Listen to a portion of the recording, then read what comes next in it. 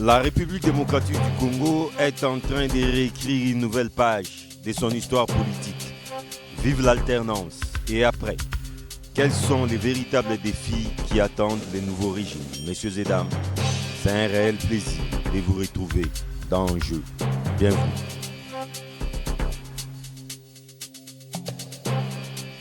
À présent, allons à la découverte de l'invité du jour dans Eche Homo.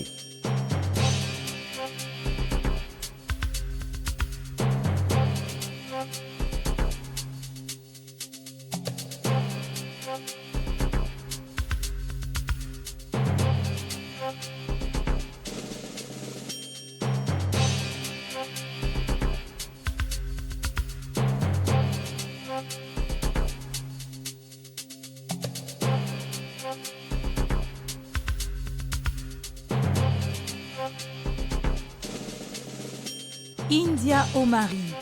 India Omari est licenciée en relations internationales et sciences politiques de l'Université de Lubumbashi. Diplômée en analyse stratégique de l'OTAN et diplômée en sciences des ressources environnementales, India Omari a été directeur général adjoint à l'ICCN et à l'OGFREM. India Omari est membre du bureau politique du PPRD et communicateur de la majorité FCC.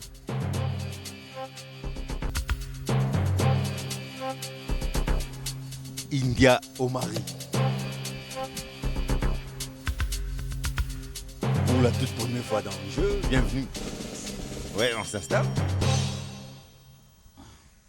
Mais comment expliquer votre disparition, même des petits écrans, même de votre formation politique? C'est parce que vous avez été remercié de l'OGFREM? Non, je voulais d'abord vous saluer. Ouais. Vous souhaitez lever le meilleur.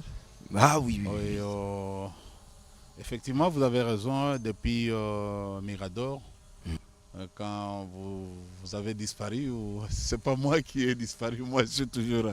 Vous êtes allé en Afrique du Sud et tout ça. Et voilà, et on a trouvé une occasion. Vous savez, écoute, c'est pas une disparition. J'ai quand même fait les écoles de stratégie. Nous, stratèges, nous disons il faut avoir trois choses avec soi. La première, c'est les mots. Donc, il faut faire très attention aux mots. Autrement dit, il faut savoir c'était. Non, il faut savoir aussi parler moins et mieux. Et parce que il s'agit les mots comme parmi les trois facteurs de réussite aussi. Il y a le temps. Est-ce que le temps est disposé pour avancer tes mots ou parler? Parce que les mots, il faut parler ou écrire. Est-ce que le temps est propice? Bon, et puis troisième, c'est les opportunités. Est-ce que il y avait une opportunité qui est offerte pour avancer les mots? Est-ce que le temps était propice pour que nous j'avance les mots? Voilà les trois choses qui font à ce que il faut intégrer cette dimension pour permettre à ce que tu sois un grand. Vous savez, nous avons commencé par balbutier avec vous autres. Mais aujourd'hui, on est à cette dimension. L'OGFREM, écoutez, avant qu'on soit à l'OGFREM, on était dans une grande entreprise plus que l'OGFREM. Vous connaissez l'Institut congolais pour la conservation de la nature. Ce n'est pas donné à n'importe qui a eu cet avantage de diriger une entreprise comme l'OGFREM. Elle est à caractère technico-scientifique. Vous savez, nous avons dans l'ICCN, outre les administratifs, il y avait un personnel scientifique. Et outre les personnels scientifiques ou les personnels qui s'en chargent de la recherche, il y avait aussi un personnel technique au fait, comme les paramilitaires. Donc, c'est 5000, plus de 5000 au fait, agents. Hein. Les paramilitaires, vous connaissez, c'est pas n'importe qui.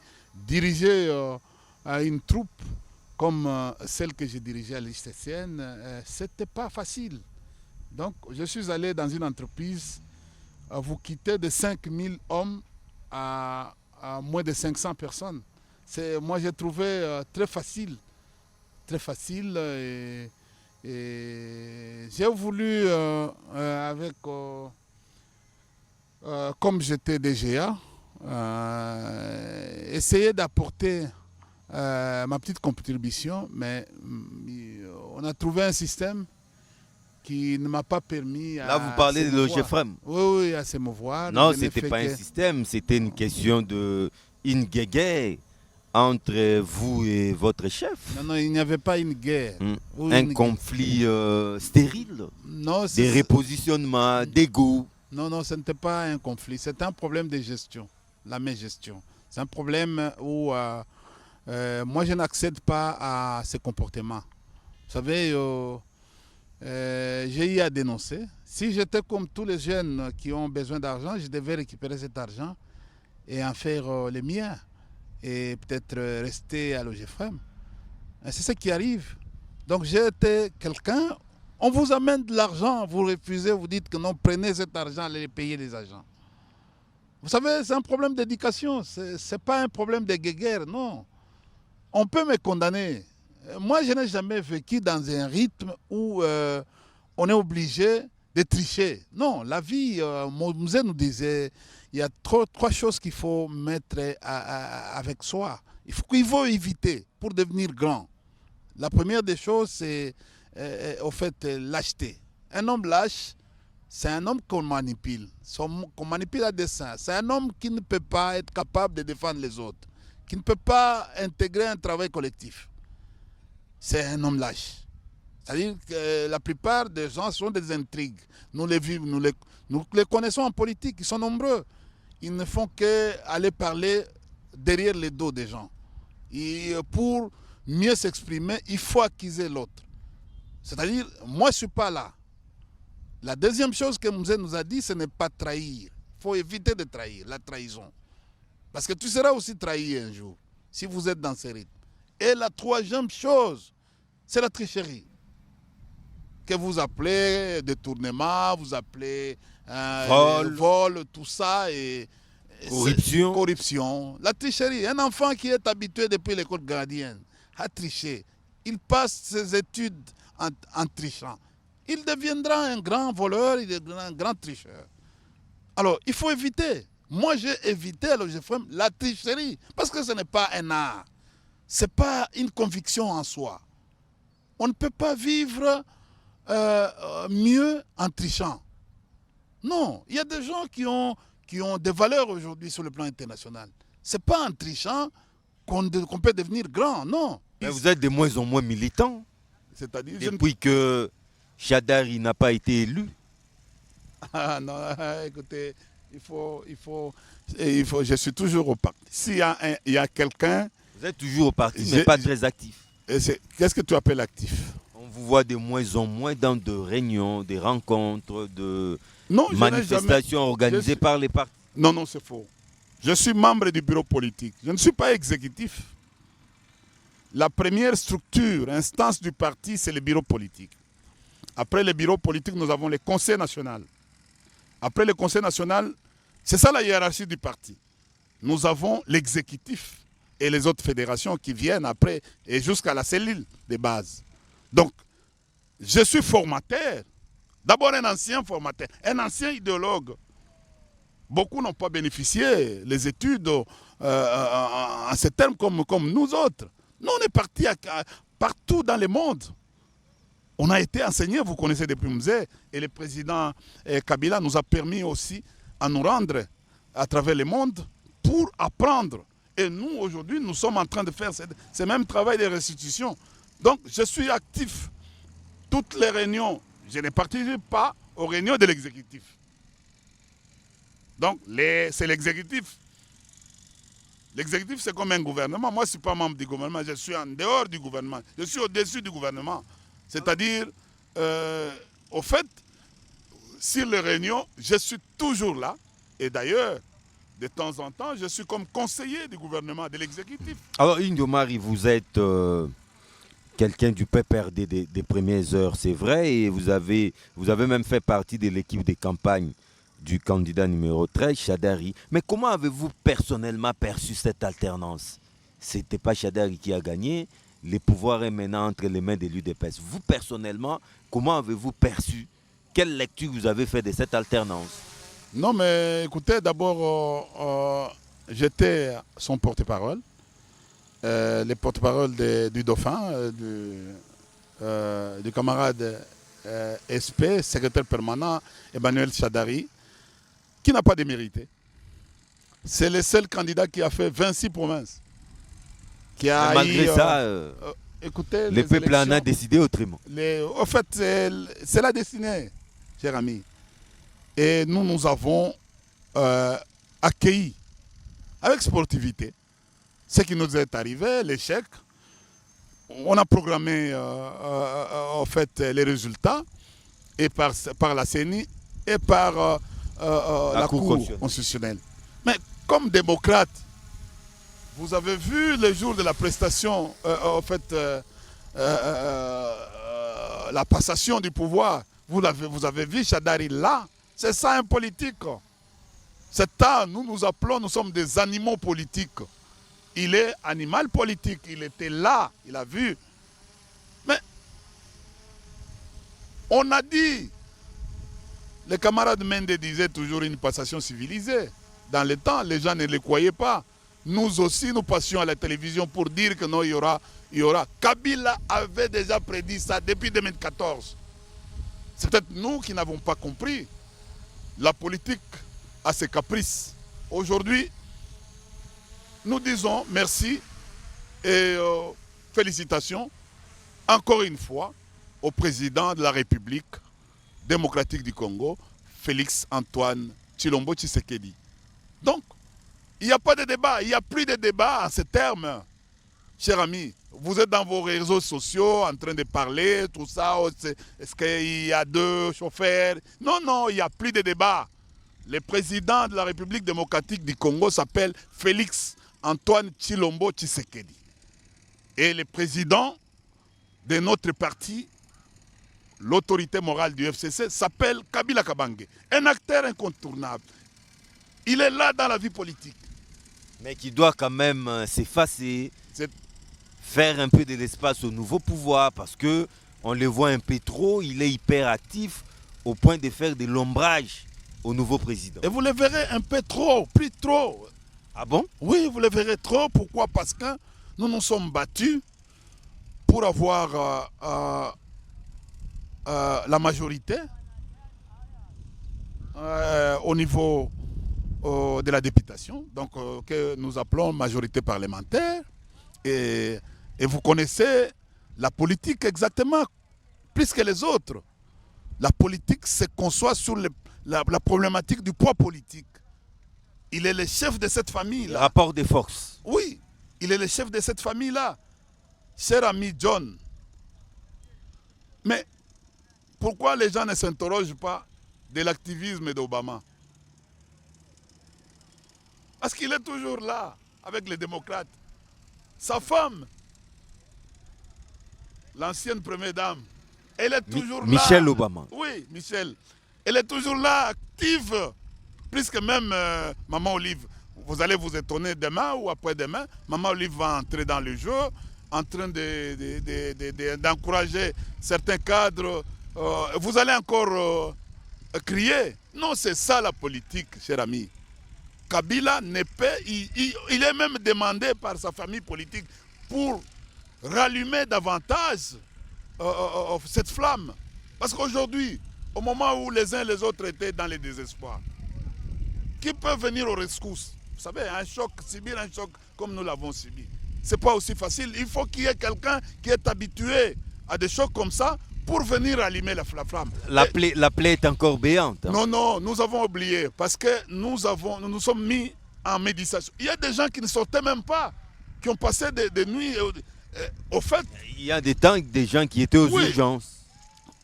écoutez, c'est un comportement que nous avons constaté tous ensemble. Est-ce qu'il faut continuer à le dire? Non. Il y a beaucoup de choses qui nous Il y en a qui ont frôlé l'AVC. Je dis, il y a des gens, il y a des choses qui nous ont donné l'espoir aujourd'hui. C'est quoi? Nous avons gagné la sénatoriale, donc les élections sénatoriales. Nous avons gagné les députations provinciales. Nous avons gagné. Vous avez quasiment tous les gouverneurs. Oui, et nous connaissons la Constitution. Nous, Tutende, toi tu es quand même un ancien journaliste. J'étais expert à Sun City, comme même un souffleur. Mais la Constitution a été faite d'une circonstance. Il faut la lire. On l'a fait parce que on ne voulait pas que le président ait suffisamment. À l'époque, le président Kabila détient les monopoles, les grands pouvoirs. Parce que pour eux, ils pensaient que non, il y aura un premier ministre qui pourrait prévenir soit du MLC, soit du RCD. On a confié tous les pouvoirs pour les pouvoirs de l'État dans les mains du premier ministre. Il faut lire la Constitution du début jusqu'à la fin. C'est lui qu'on a... Nous, quand on voulait aller avec les accords de cascade, on voulait aller à Matadi comme expert. Avec les MLC. De Jean-Pierre Bemba. Mais on avait conçu cette... au fait, je ne veux pas trop aller, même la mouture de la Constitution. Ça a été conçu. Ça a été conçu.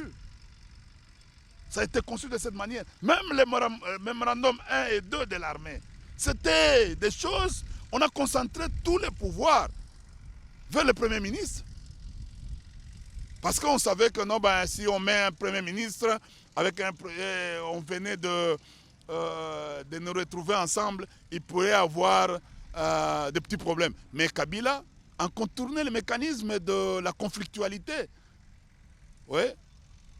Par rapport à ça, il a mis tous ses partenaires à l'aise jusqu'à tel point que non, il s'est sauvé dans les bateaux. Donc, c'est un génie. C'est un génie. Donc, au fait, aujourd'hui, écoutez, nous, on s'est réjouis.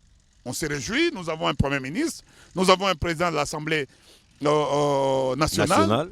Et nous, vous avez quasiment tous les gouverneurs. Nous avons pratiquement tous les gouverneurs. Les bureaux des assemblées provinciales. Les gouverneurs qui répondent aux assemblées provinciales.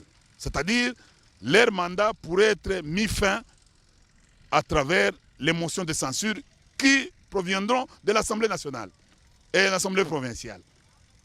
Tu as compris? Et nous sommes avec le mini-gouvernement. Alors, c'est-à-dire que non, aujourd'hui, nos cadres qui étaient en désespoir peuvent se retrouver par les miracles dans les gouvernements provinciaux. Mais les FCC n'est pas seul. Vous êtes en coalition avec les Cash. Comment voyez-vous cette coalition?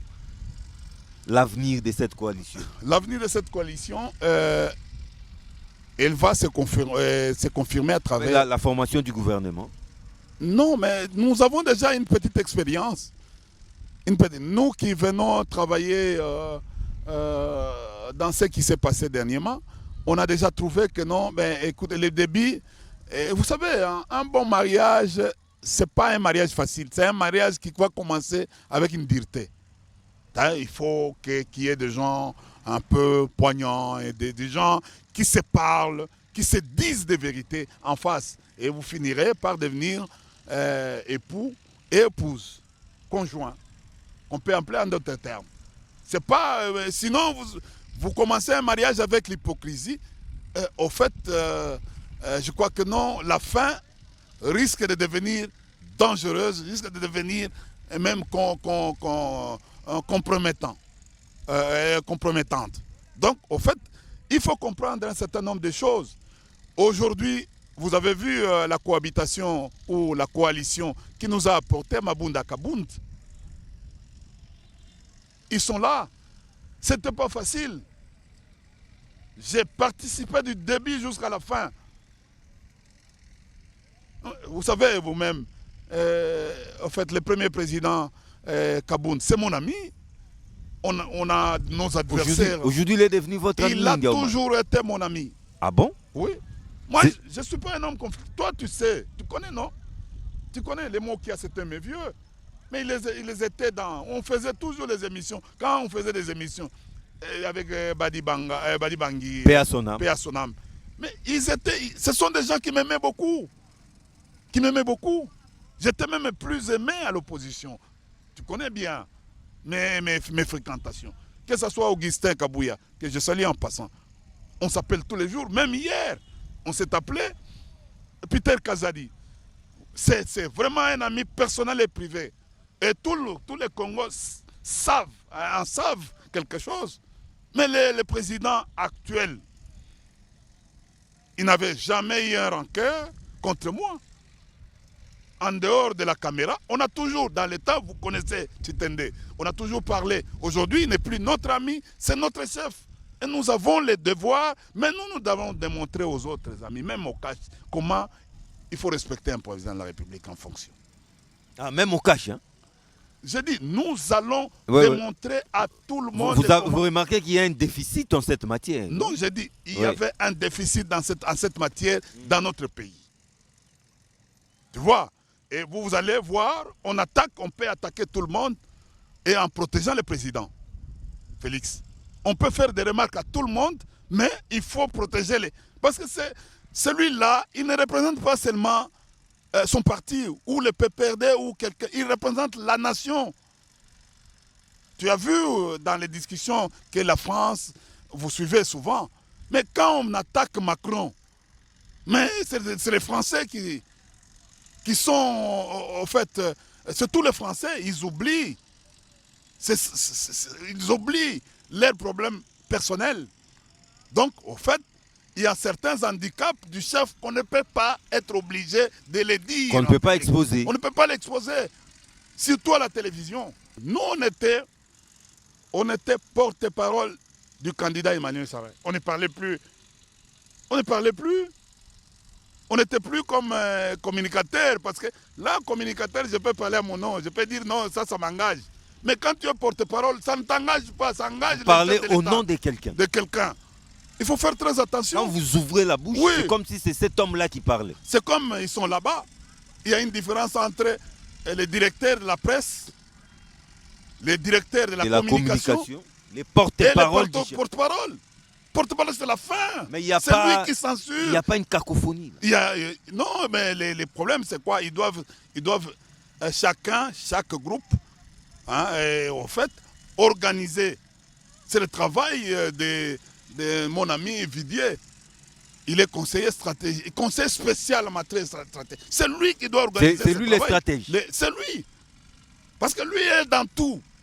Mais il risque d'y avoir, si pas, leur chef, si pas conflit de compétences, mais empiètement des compétences. Non, je crois que non, les vieux, par exemple, à Yamba Yamba, si on lui laisse le temps, il peut organiser ça. Parce que tu as vu la première sortie de ce vieux-là, a réussi. Il a réussi comment? C'est un gourou de la communauté. Oui, nous on attendait pour lui faire des observations. Nous étions dans nos caméras à 15h, 16h, dans ces heures-là. Nous étions en train de suivre. Il a bien présenté le Premier ministre selon le président de la République. Les approches. Il est sorti, il a fait un système Obama. Et aussitôt qu'il a présenté, le gars, il a disparu. Mais vous avez vu les deux femmes-là, sont restées pour être filmées par la caméra. Ils sont restés derrière le Premier ministre. Non, ce n'était pas leur travail. C'est comme on dit, vous, journalistes aujourd'hui. Vous allez avec un ministre en France, vous demandez à votre caméraman de vous filmer. Vous n'êtes pas... Elles avaient aussi besoin de la visibilité. Non. Non, pour que les gens sentent que non, vous avez aussi fait la France. Bon, Kibiso. Ouais? Non, ce n'est pas la commune, la com. La com a ses exigences. Il faut être dans l'ombre. Oui, la com a ses exigences. Tu sais que non, un conseiller, un porte-parole, il est aussi, parce qu'il est aussi un demi-dircable, il est aussi... en matière de sécurité. Oui, il est même un habilleur aussi. Il doit avoir la tenue vestimentaire. Par exemple, quand il peut dire non, ici, on ne peut pas faire ça, on ne peut pas faire ça. Non. Mais c'est lui qui amène la matière. C'est lui qui fait la communication, qui amène. Et la dame doit faire la politique de la communication. C'est-à-dire écrire tous les jours comment on va se comporter en matière de communication, par exemple, pour l'événement d'aujourd'hui. Elle devait, dès qu'elle écrit, elle fait cette politique. On n'improvise pas. C'est qu'elle fait cette politique. Elle disparaît. Elle laisse la tâche au directeur de la presse et au porte-parole qui doit. Le porte-parole, c'est l'homme, au fait. C'est l'homme orchestre. Mais vous verrez, la dame va circuler, il va aller au contact, il va tout ça avec les caméras, elle circule, elle quitte, elle va, elle s'approche avec les protocoles. Non, c'est pas son travail. Mais c'est elle la com. Non, non, la com, c'est sur le plan de réflexion.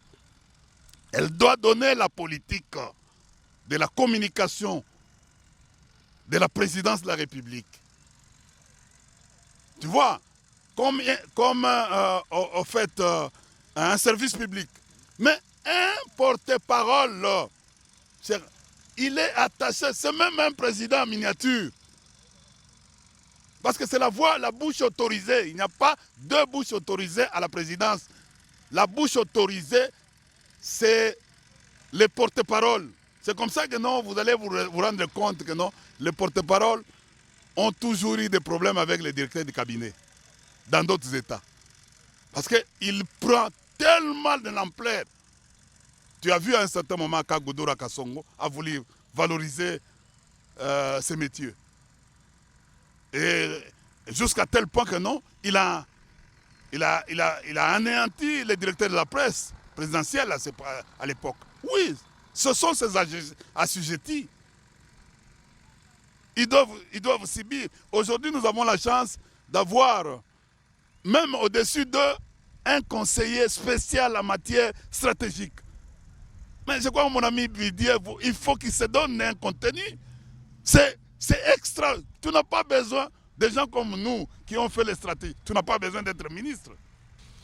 Alors, India Omari, peut-être pour terminer, nous avons un tout premier ministre, longtemps entendu, mais il est enfin là, Ilunkamba. D'après vous, quels sont les défis qui l'attendent? Les défis, d'après moi, c'est la diversification de l'économie de notre pays. Parce que, vous savez, le développement, c'est un processus cumulatif. Moi, il y a des gens qui parlent, oh non, les sociales. Moi, je ne fais pas trop allusion sur les sociales parce que c'est... Social, c'est ça, les gens pensent. Non, si tu ne travailles pas, si tu ne produis pas, s'il n'y a pas une productivité, le social ne viendra pas.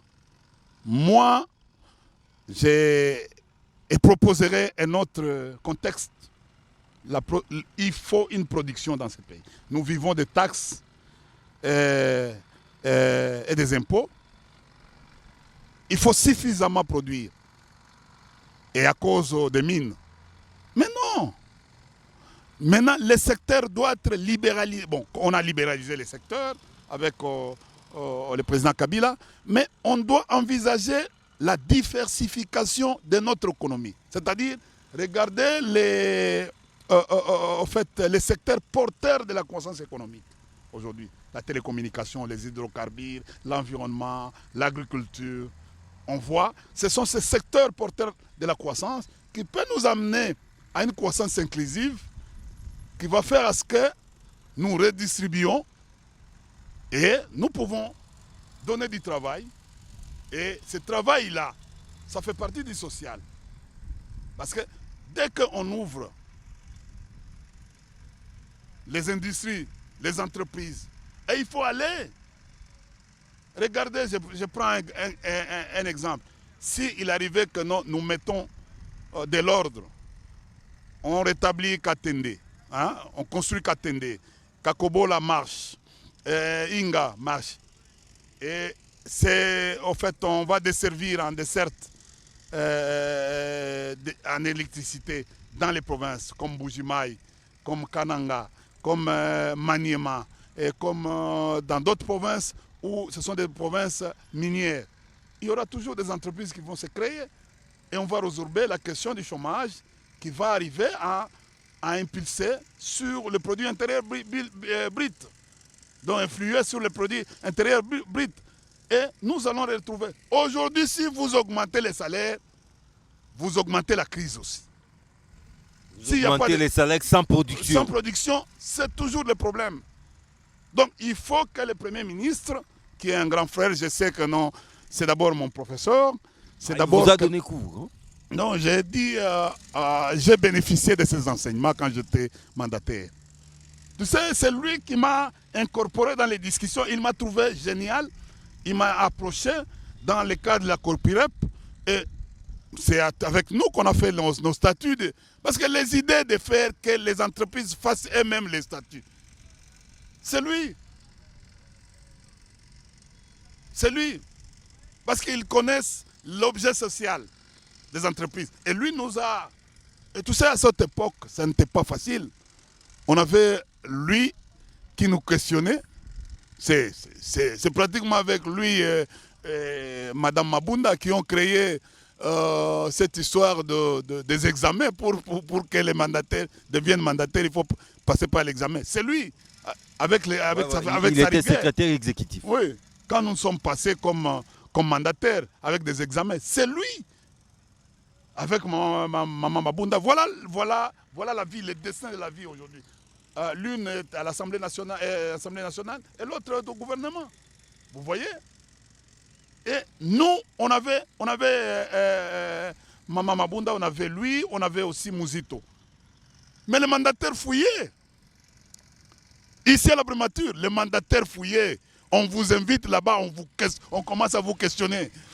Mais on a vu des gens qui pleuraient sur les finances publiques, sur les étapes. Ils se mettent sur les vous a compris et on a aussi compris qu'avec vous, 3 quarts d'heure, c'est peu.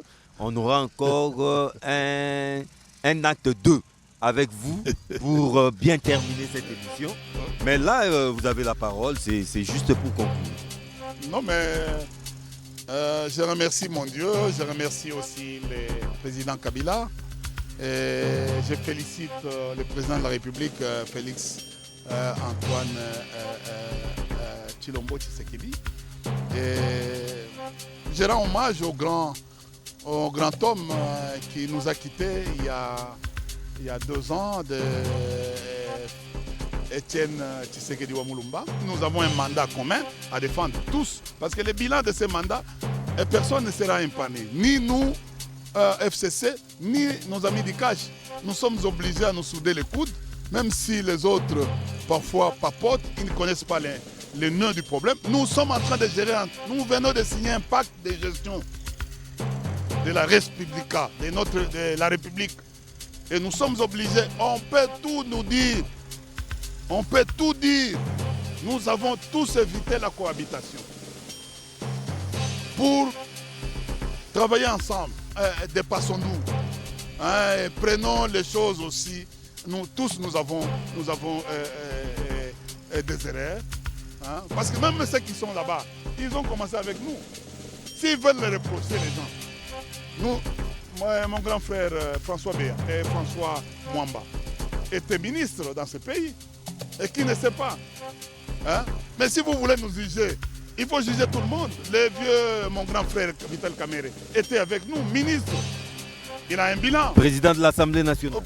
Oui, tout le monde, même qui sont là-bas, ont pratiquement un bilan.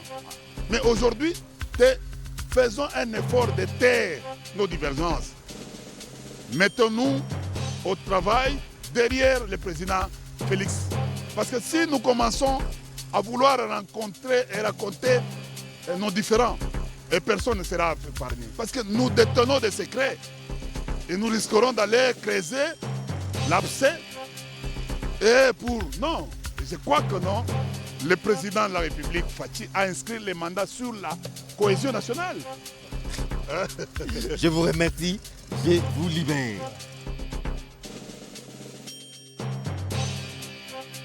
Monsieur et dames, c'est un Congolais qui a parlé. Il a parlé avec son cœur. Il a aussi parlé avec son cerveau.